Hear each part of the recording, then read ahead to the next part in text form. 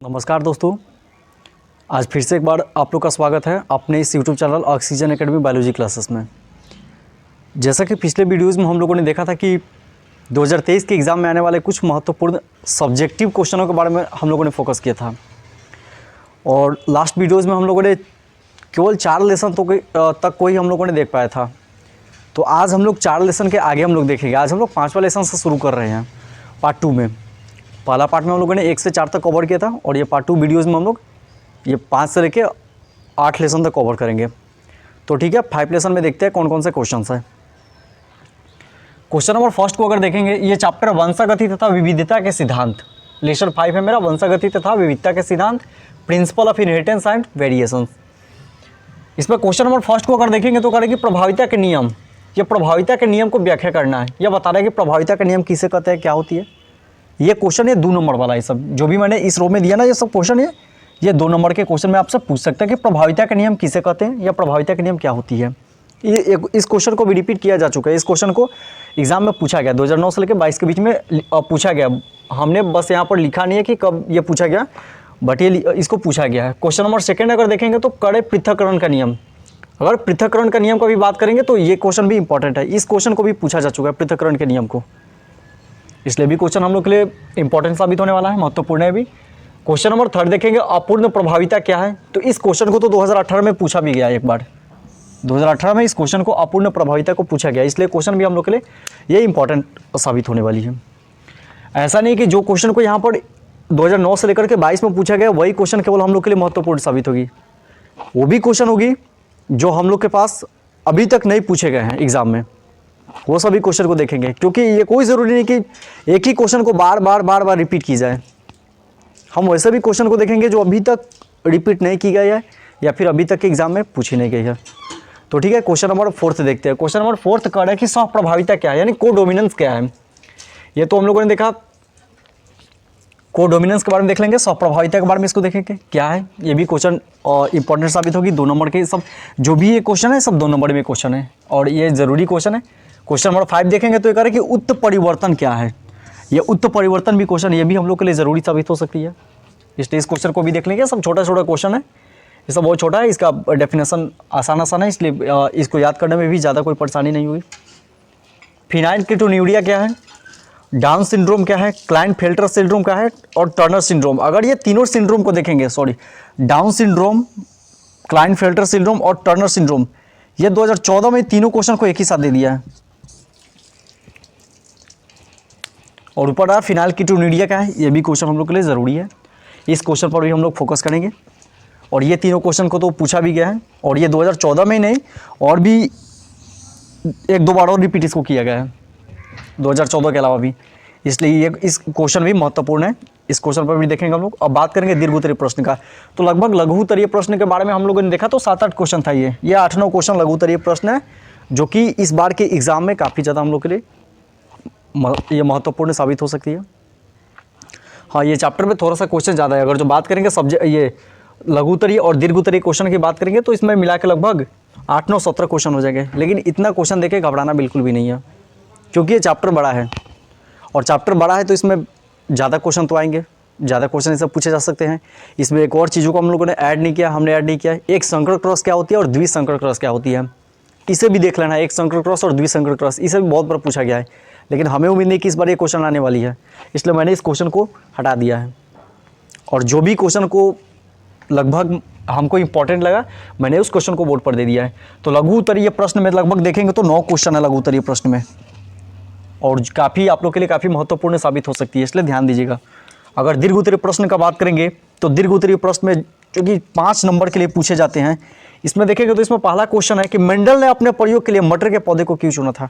आखिर मेंडल ने अपने एक्सपेरिमेंट के लिए मटर के पौधे को क्यों चुना था, क्वेश्चन है मेरा, क्या कारण था, या मेंडल के द्वारा मटर के पौधा जो चुना गया था रीज़न क्या है चुनने का, ये देख लेंगे हम लोग।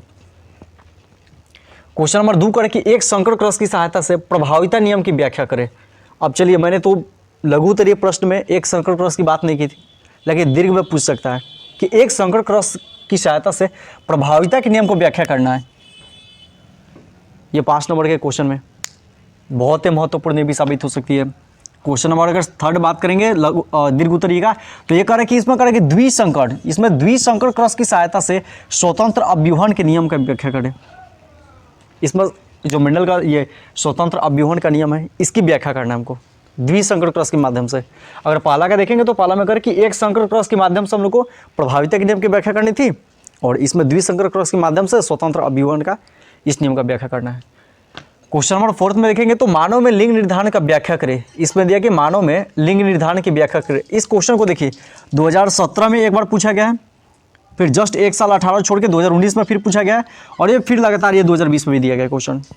तो ये तो बहुत ही इंपॉर्टेंट साबित है ही, ये तो बहुत मानव में लिंग निर्धारण की व्याख्या करें तो बहुत ज़रूरी है, बहुत VVI मोस्ट VVI क्वेश्चन ये तो है, इसको तो छोड़ना ही नहीं है।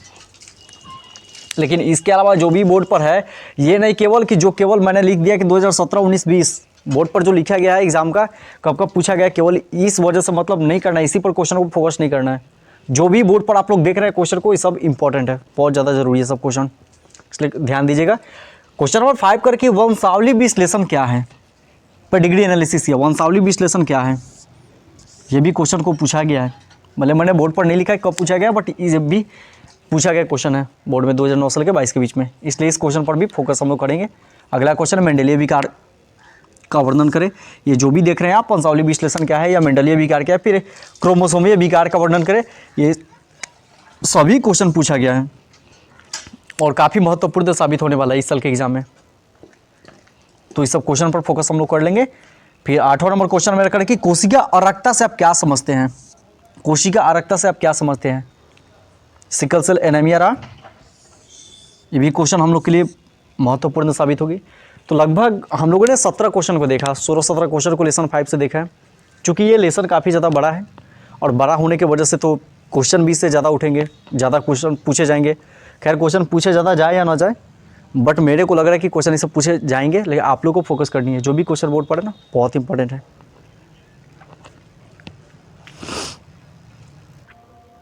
लेसन 5 तो हमने देख लिया, अब लेसन 6 के कुछ इंपॉर्टेंट क्वेश्चन के बारे में हम लोग देखेंगे अब, ठीक है। तो लेसन 6 में कौन कौन से क्वेश्चन की आने की संभावना है वो ज़रा देखते हैं। और क्वेश्चन नंबर 1 को देखेंगे। लेसन 6 है कि वंशागतिक आणविक आधार, मॉलिक्यूलर बेसिस ऑफ इनहेरिटेंस। इसमें क्वेश्चन नंबर 1 को अगर देखेंगे तो मेरा क्वेश्चन नंबर 1 है कि प्रारंभन कोड तथा समापन कोड, यानी स्टॉप कोडोन और इनिशिएशन कोडोन के बारे में पूछ रहा है। इसको इस क्वेश्चन को देखेंगे तो 2013 और 2020 2 टाइम्स इसको पूछा गया है कि प्रारंभन कोड और प्रारंभन कोड तथा समापन कोड के बारे में। सेकंड नंबर क्वेश्चन करें कि न्यूक्लिक अम्ल क्या है, ये भी क्वेश्चन हम लोग देख लेंगे। अभी तक तो ये पूछा नहीं है, बट मे भी 2023 में पूछ दे, लेकिन इस क्वेश्चन को भी देखना है, न्यूक्लिक अम्ल क्या है। क्वेश्चन नंबर अगर 3 को देखेंगे तो कह रहे हैं कि अनुलेखन पदार्थ के गुणों को लिखे। ये 2010 और 2014 मैंने यहाँ पर 2 बार लिखा है, लेकिन ये अनुलेखन से संबंधित ये 2 बार से ज़्यादा रिपीट की गई है। अनुलेखन को भले मैंने यहाँ पर 2010 और 2014 लिखा है, लेकिन अनुलेखन को ये 9 से ही 22 के अंतर्गत ये इस अंतराल में इससे ज़्यादा बार क्वेश्चन पूछी गए, 2-3 बार इसको क्वेश्चन पूछी गई, 3 से 4 बार। अगला चौथा नंबर क्वेश्चन है कि डीएनए फिंगरप्रिंट क्या है। और डीएनए फिंगरप्रिंट का बात करेंगे तो इस क्वेश्चन को 2014 में तो 2 नंबर के लिए पूछा है, बट ये 2023 में भी ज़्यादा नंबर के लिए पूछ दे, बड़ा सा ये लॉन्ग आंसर टाइम में पूछ दे 5 नंबर के लिए। मैंने यहाँ भी लिखा है कि 4 नंबर क्वेश्चन दीर्घ उत्तर में कि डीएनए फिंगरप्रिंट पर निबंध लिखे।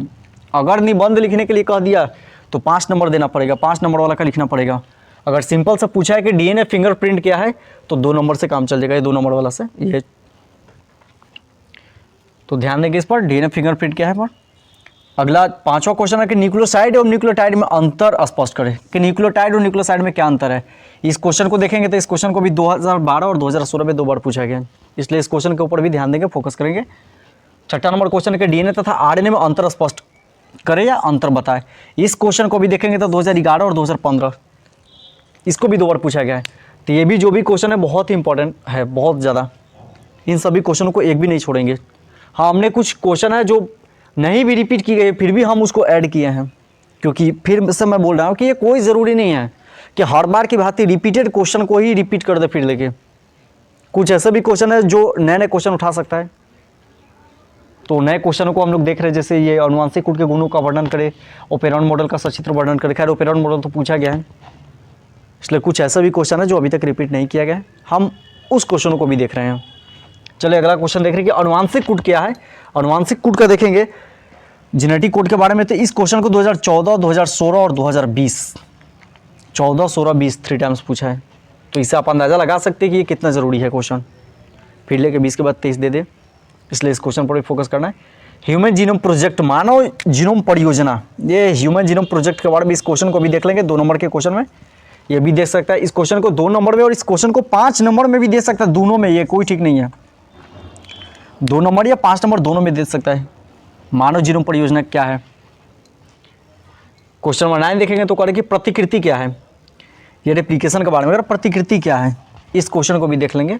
2 नंबर ये क्वेश्चन है, ज़्यादा बड़ा इसका नहीं है, छोटा सा एक टॉपिक है, इसको भी क्वेश्चन को देख लेंगे। छोटा सा 2 नंबर के लिए आ चुकी, तो छोटा ही देखना है। अगला क्वेश्चन है कि द्विकुंडली डीएनए का सचित्र वर्णन करें। अब द्विकुंडली डीएनए का सचित्र वर्णन करें, ये तो डीएनए का सचित्र वर्णन करने के लिए 5 नंबर में भी देगा और ये 2 नंबर में भी देखा। अगर 2 नंबर का बात करेंगे तो 2019 और 2020 2 बार पूछा गया है। इसका बात करेंगे अनुवांशिक कोड का बात करेंगे तो ये 2016 में जो है, 2016 में 5 नंबर के लिए पूछा है, और बाकी जो है 2014, 2020 में 2-2 नंबर के लिए पूछा है। तो 5 नंबर वाले क्वेश्चन 16 में पूछा। ध्यान दीजिएगा इस सभी क्वेश्चन पर। अगर इसमें दीर्घ उत्तरीय प्रश्न का बात करेंगे तो दीर्घ उत्तरीय प्रश्न में पहला प्रश्न है मेरा कि डीएनए का विस्तृत आरेख बनाकर उसे सही रूप से नामांकित करें।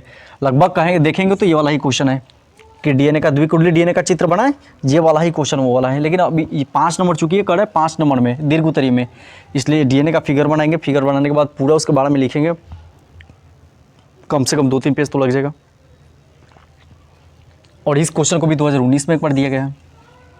क्वेश्चन नंबर 2 का रहा है दीर्घ उत्तरीय का कि अनुवांशिक कोड के गुणों का वर्णन करें। पहले तो अनुवांशिक कोड क्या है वो देंगे, फिर उसके गुणों का वर्णन करेंगे। यहाँ भी मैंने दिया कि अनुवांशिक कोड क्या है, ये रहा 2 नंबर के लिए अनुवांशिक कोड क्या है, और यहाँ पर वही सेम क्वेश्चन है कि अनुवांशिक कोड के गुणों का वर्णन करें। थोड़ा सा लेकर बढ़ा दिया, लेकिन थोड़ा सा बढ़ा दिया तो ये 5 नंबर का कर दिया, इसलिए क्वेश्चन पर ध्यान देंगे, बहुत जरूरी है क्वेश्चन। क्वेश्चन नंबर 3 करके ओपेरॉन मॉडल का आप सचित्र वर्णन करें। ओपेरॉन मॉडल को भी देख लेंगे कि ओपेरॉन मॉडल क्या है, इसका सचित्र वर्णन करना है, ये भी बहुत ज़रूरी है। भले ज़्यादा बार इसको रिपीट नहीं किया गया है, लेकिन कौन ठीक 2023 में देते। चौथा क्वेश्चन है कि डीएनए फिंगरप्रिंट क्या है, या डीएनए फिंगरप्रिंट पर निबंध लिखे। तो डीएनए फिंगरप्रिंट पर कहेगा निबंध लिखने के लिए तो लॉन्ग आंसर टाइप लिखना पड़ेगा, 5 नंबर के लायक, बहुत ज़्यादा लगेगा, 2-3 पेज लगेगा इसको। लेसन 6 तो हमने देख लिया, अब लेसन 7 के बारे में देखेंगे हम लोग। लेसन 7 है मेरा इवोल्यूशन, विकास। इससे कौन कौन से महत्वपूर्ण क्वेश्चन आने वाले हैं ज़रा देखेंगे, इस पर फोकस करेंगे। हम इस पर ज़्यादा क्वेश्चन को नहीं रखे हैं, इसमें बहुत कम क्वेश्चनों को हमने इसमें रखा है। देख रहे हो वो कौन कौन से क्वेश्चन है। क्वेश्चन नंबर अगर पहला देखेंगे तो करें कि योजक कड़ी क्या है। हालांकि इस क्वेश्चन को तो ज़्यादा पूछा नहीं है, न ज़्यादा रिपीट किया गया, बट इस क्वेश्चन पर भी फोकस करेंगे और इसको ये इग्नोर नहीं कर देंगे कि क्वेश्चन पूछा नहीं गया है। दूसरी क्वेश्चन है कि हार्डी-वेनबर्ग सिद्धांत क्या है। ये हार्डी-वेनबर्ग सिद्धांत ये भी बहुत इंपॉर्टेंट साबित होने वाली है। हार्डी-वेनबर्ग सिद्धांत 2nd क्वेश्चन, इसको भी देख लीजिएगा। हार्डी-वेनबर्ग सिद्धांत क्या है। क्वेश्चन नंबर अगर 3 का बात करेंगे तो करेंगे जैव विकास क्या है। ये जैव विकास भी ये तो पूछा गया क्वेश्चन है, जैव विकास क्या है, ये भी इंपॉर्टेंट क्वेश्चन है। भले हमने यहाँ पर लिखा नहीं कि जैव विकास क्या है, कब आया है, बट ये भी बहुत जरूरी क्वेश्चन है, ये पूछा गया क्वेश्चन है। क्वेश्चन नंबर 4 कह रहे कि मिलर के प्रयोग का आरेखीय चित्र बनावे। ये जो मिलर साहब है, इनका प्रयोग जो था, इनके प्रयोग का है आरेखीय चित्र बनाने के लिए कह रहा है। ये मिलर का प्रयोग 2 नंबर और 5 नंबर दोनों में आ सकता है। अगर 2 नंबर में आ गया तो थोड़ा सा देंगे आंसर, और 5 नंबर में आता है तो पूरा उनका क्या क्या लेकर के, किन किन चीज़ों को लेकर के उन्होंने अपना एक्सपेरिमेंट किया था, ये सब भी दर्शाना पड़ेगा, सब बताना पड़ेगा कि मिलर का एक्सपेरिमेंट अगर 5 नंबर में आता है, 2 नंबर में आता है तो सिंपल छोटे से आंसर देंगे और हो जाएगा, बट 5 नंबर के लिए पूरे लिखना पड़ेगा। दीर्घ उत्तरीय प्रश्न के बारे में देखेंगे तो मेरा लघु उत्तरीय प्रश्न था। एक और लघु उत्तरीय प्रश्न में बार बार एक क्वेश्चन पूछा गया, समझात अंग और असमझात अंग। इस क्वेश्चन को भी बार बार रिपीट किया गया है, समझात और असमझात अंगों को, इसलिए इस क्वेश्चन को भी देख लेंगे, उस पर भी फोकस करेंगे। या तो दोनों में अंतर पूछ दे कि समझात और असमझात अंग में अंतर बतावे, या फिर समझात अंग का परिभाषा पूछ देगा, फिर असमझात अंग का परिभाषा पूछ देगा, इसलिए उस क्वेश्चन पर भी फोकस करेंगे। दीर्घ उत्तरीय प्रश्न के बारे में देखेंगे तो दीर्घ उत्तरीय प्रश्न में पहला प्रश्न करें कि विकास के प्रमाण को लिखे। पहला प्रश्न है कि विकास के प्रमाण को, ये एवोल्यूशन के एविडेंस पूछ रहा है तो इसको देख लेंगे, विकास के प्रमाण को लिखे, इस क्वेश्चन पर भी देख लेंगे, ध्यान देंगे। सेकंड क्वेश्चन है कि जैव विकास से आप क्या समझते हैं, या बायोलॉजिकल इवोल्यूशन से आप क्या जानते हैं, जैव विकास से क्या आप जानते हैं, इसके बारे में पूछ रहा है तो इसका ये भी क्वेश्चन पर ध्यान देंगे और इस क्वेश्चन को भी देख लेंगे हम लोग। अनुकूलन से आप क्या समझते हैं, इस क्वेश्चन को 2013 में पूछा गया। अनुकूलन से आप क्या समझते हैं, इस क्वेश्चन को 2013 में पूछा गया, इसलिए इस क्वेश्चन को भी ध्यान देंगे, फोकस करेंगे इस पर। अनुकूली विकर्ण से आप क्या समझते हैं, ये भी क्वेश्चन को 2018 में पूछा गया, ये भी क्वेश्चन को 2018 में पूछा गया है, इसलिए इस पर भी ध्यान देंगे। जो पूछा गया है, जो क्वेश्चन रिपीट किया गया है, पूछा गया, उस पर तो ध्यान देना ही देना है। और जो नहीं भी पूछा गया है तो उसको ये नहीं कि इग्नोर करके छोड़ देना है कि ये क्वेश्चन नहीं आने वाला है, यार ये तो दिया नहीं कभी नहीं, क्योंकि ये कोई ज़रूरी नहीं कि जो हर बार रिपीट किया गया वही क्वेश्चन को फिर से दे दे दोबारा। हाँ, जो रिपीट किया गया है वो हम लोग के लिए ज़रूर बहुत इंपॉर्टेंट है, बट जो नहीं रिपीट किया गया है कभी, वो भी मेरे लिए बहुत ज़रूरी है कि मैं भी क्वेश्चन उठा दें, इसलिए भी क्वेश्चन को देखना बहुत ज़रूरी है। क्वेश्चन नंबर 5 करके डार्विन के चंद सिद्धांतों का परिप्रेक्ष्य में जीवाणुओं में देखी गई प्रतिजैविक प्रतिरोध का स्पष्टीकरण करें। ये क्वेश्चन नंबर 5 बहुत ज़रूरी क्वेश्चन है, ये भी देख लीजिएगा, क्योंकि इससे पहले क्वेश्चन ये दे चुका है कि डार्विन के सिद्धांतों को लिखे, और डार्विन के सिद्धांत कहाँ, तो ये लिख लेंगे। ये भी डार्विन का सिद्धांत भी कहेगा तो ये 5 नंबर में पूछेगा डार्विन के सिद्धांत, या फिर ये क्वेश्चन देगा कि डार्विन के चंद सिद्धांतों के परिप्रेक्ष्य में जीवाणु में देखी गई प्रतिजैविक प्रतिरोध का स्पष्टीकरण करें। तो हमने लेसन 7 भी देख लिया। लेसन 7 में ज़्यादा क्वेश्चन नहीं था, बस यही क्वेश्चन था लेसन 5। और फिर से मैं एक बार आप लोग को बता रहा हूँ कि मैं केवल क्वेश्चन दे रहा हूँ, आंसर एक कभी नहीं दे रहा हूँ, क्योंकि रीज़न है कि अगर एक का भी आंसर दिया तो फिर हाफ बोर्ड तो ले लेगा या फिर फुल बोर्ड ले लेगा, और उतना मेरे पास और वीडियोज़ बहुत लंबा जाएगा, और वीडियोज़ बहुत ज़्यादा लंबा होने की वजह से हम ये आंसर एक कभी नहीं दे पा रहे हैं। इसलिए देख लीजिएगा कहीं वीडियोज बहुत बड़ा ना हो, इस वजह से हम ये बोर्ड पर आंसर नहीं दे रहे हैं। आप लोग आंसर अपने नोट्स वगैरह से सब कंप्लीट कर लीजिएगा। मैं केवल इंपॉर्टेंट क्वेश्चन को ही देख रहा हूँ, जितना भी इंपॉर्टेंट क्वेश्चन है एग्जाम के विषय सब, उन सभी क्वेश्चनों को मैं देख रहा हूँ। लेसन 7 तक तो हमने देख लिया, अब लेसन 8 के बारे में देखेंगे। लेसन 8 में देखेंगे कि कौन कौन से क्वेश्चन जो है बहुत महत्वपूर्ण हम लोग के लिए साबित होने वाले हैं। अगर देखेंगे इसमें तो ये लेसन है मानव स्वास्थ्य तथा रोग। इसमें क्वेश्चन नंबर 1 अगर देखेंगे तो क्वेश्चन नंबर 1 करें कि स्व प्रतिरक्षा तथा उपार्जित प्रतिरक्षा क्या है, एक्वायर्ड इम्यूनिटी और ऑटो इम्यूनिटी के बारे में देखना हम लोग को। इस क्वेश्चन को देखेंगे तो 2018 में एक बार रिपीट किया जा चुका है इस क्वेश्चन को, इसलिए बहुत ज़्यादा इंपॉर्टेंट साबित होने वाला क्वेश्चन। और ये लेसन 8 एक ऐसा लेसन है जिसमें से ये 4 क्वेश्चन, वो मलेरिया है, एड्स है, या कैंसर हो, या टाइफाइड हो, ये चारों क्वेश्चन में से पर ईयर कोई ना कोई क्वेश्चन दे ही देता है, इसलिए निश्चित रहेगा कि एक क्वेश्चन तो आना तय है इस 4 में से। और बाकी सभी क्वेश्चन को देख लेंगे, और ये नहीं कि केवल इन्हीं 4 को देखेंगे जो मैंने बोल दिया और बाकी सब क्वेश्चन को छोड़ देंगे। ये हाथी पाँव रोग क्या होता है इसको भी देख लेना है, ये भी महत्वपूर्ण साबित होने वाला है। ड्रग या एल्कोहल निर्भरता क्या है, 2019 का क्वेश्चन है, 2019 में इसको भी देख लेंगे हम लोग। ड्रग या अल्कोहल निर्भरता क्या 2019 में। क्वेश्चन नंबर 4 को अगर बात करेंगे एलर्जी क्या है, तो एलर्जी क्या है, इस क्वेश्चन को भी 2019 और 2021 ये हाल ही फिलहाल में 2 बार रिपीट किया गया है, इसलिए इस क्वेश्चन को भी देख लेंगे, बहुत ज़्यादा जरूरी ये भी साबित होने वाला है। आप बात करेंगे दीर्घ उत्तरीय प्रश्न में, तो दीर्घ उत्तरीय प्रश्न जो होता है इसमें सबसे पहले टीबी के बारे में देखना है। क्षय रोग क्या होता है, यह टीबी के बारे में बहुत इंपॉर्टेंट ये भी क्वेश्चन है। ट्यूबरक्लोसिस, ये इसकी रोकथाम आप कैसे करेंगे, ये क्वेश्चन में दे सकता है कि टीबी किसके वजह से होता है, कौन से बैक्टीरिया की वजह से टीबी होता है, तो माइकोबैक्टीरियम ट्यूबरक्लोसिस ये दे देगा। ये क्वेश्चन सिंपल सब्जेक्टिव टाइप के क्वेश्चन दे देगा, सब्जेक्टिव में 2 नंबर में। अगर जो दे दिया आपको लॉन्ग आंसर टाइप में दीर्घ उत्तरीय में अगर दे रहा है इस क्वेश्चन को, तो 5 नंबर के लिए थोड़ा सा बड़ा करके लिखेंगे इसको अपने अनुसार। क्वेश्चन नंबर अगर सेकंड देखेंगे तो करेंगे मलेरिया रोग के लक्षण, नियंत्रण एवं रोकथाम का वर्णन करें। अगर मलेरिया के बारे में देखेंगे तो मलेरिया 2016, 18 और 2011 ये 3 बार पूछा गया है। 11, 16 और 2018 3 बार मलेरिया के बारे में पूछा गया है। क्वेश्चन नंबर 3 देखेंगे यौन संचारित रोग क्या है।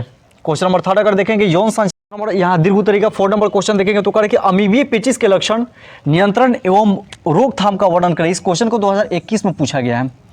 फिर क्वेश्चन नंबर 5 देखेंगे टीकाकरण और प्रतिरक्षीकरण के बारे में जानकारी दे। इस क्वेश्चन को देखिए, इस क्वेश्चन को 2009 में 2 बार पूछा गया है, एक 2 नंबर में पूछा गया है, सॉरी 2009 और 2012 में पूछा गया है। 2012 में 5 नंबर के लिए पूछा गया और 2 नंबर वाले के लिए भी पूछा गया, दोनों में पूछा गया, यानी 2012 में ही इस क्वेश्चन को 2 बार रिपीट, एक बार 2 नंबरिया में और एक बार 5 नंबरी में पूछा गया। अगला क्वेश्चन है एड्स के लक्षण, प्रसारण, नियंत्रण एवं रोकथाम का वर्णन करो। इस एड्स के बारे में देखिए 2009 में पूछा गया, 2010 में पूछा गया, 2012 में पूछा गया, 12 में 5 नंबर के लिए पूछा गया और 2009 और 2010 में जो है 2 नंबर के लिए पूछा गया। इसलिए एड्स भी बहुत महत्वपूर्ण साबित होगा। टाइफाइड बीमारी का रोकथाम, लक्षण, संक्रमण तथा उपचार के बारे में लिखिए। इस क्वेश्चन को देखें टाइफाइड के बारे में तो 20 में भी पूछा गया।